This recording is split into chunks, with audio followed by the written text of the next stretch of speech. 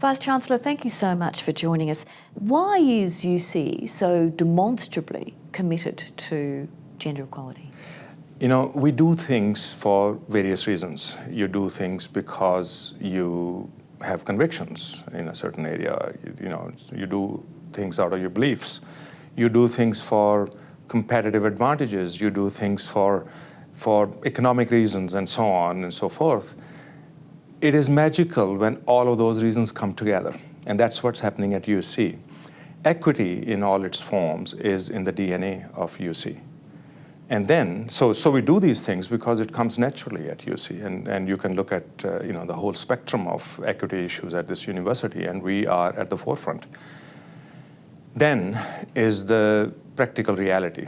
Now, if we are going to go out, look for talent, which is what we are in the business of talent. We are in the business of seeking talent and producing talent. So if you're going to be going out and seeking talent, it just makes practical sense to look at the entire talent pool.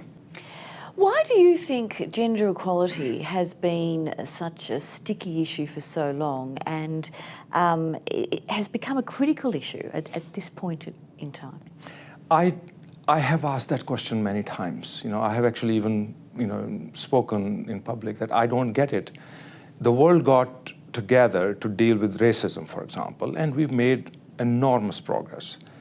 There are issues in the equity area, in the gender equity area, where we have not made the same kind of progress, or we at least don't get that serious about it. Why is the achievement of gender equality important to you personally? Well, it comes from personal experiences in some ways, not with gender equality, from a personal standpoint, but more from equality and equity in general. I've faced it myself, less so now than at early stages of my career. But what, you've been subject to inequality due to race? Yeah, of course, racial background, cultural background, and so on, and I can cite plenty of examples of that. Happily, things worked out, but it left its mark. And I've seen, I come from societies where gender inequalities hold people back, and so that's another thing. I've seen a lot of it. As someone who's been involved in public administration for a very long time, what do you think have been the major obstacles or barriers for women progressing through to positions of leadership, positions of key decision-making roles? It is, I believe it's the passive biases that we carry in our minds. We make assumptions. Earlier on, you and I were talking that, in my case, for example, early on, I was using my full first name, Hargodeep, on my resume, and I wasn't getting interviews. I shortened it to Deep, which is more easy to pronounce. I'm more commonly known as Deep, and suddenly I started getting interviews.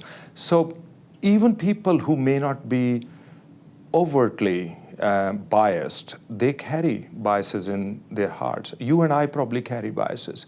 I think it's a matter of that. What people have not fully experienced, they are afraid to embrace it, and then they hide behind excuses. So I think it's about demolishing those subconscious and some of the conscious barriers, and confronting the issue head on and saying, this is something that's important. It is in our interest. It is in the interest of the institution that we lead, and we ought to put all the advantages on our side.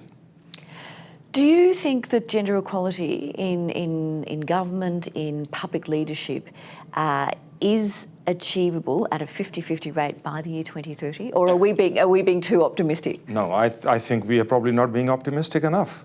There are institutions and places where it's already been done. Look at the University of Canberra. 60% of our workforce is female. My most senior administration is 50-50 already. So UC is already there. I just moved from Canada. Canadian Parliament is almost there. ACT legislature, we are 50-50 already, a little better than 50-50. 52%. So it's the first in Australia to have more women in the parliament than men. Exactly, and it's working well. It's sky hasn't fallen.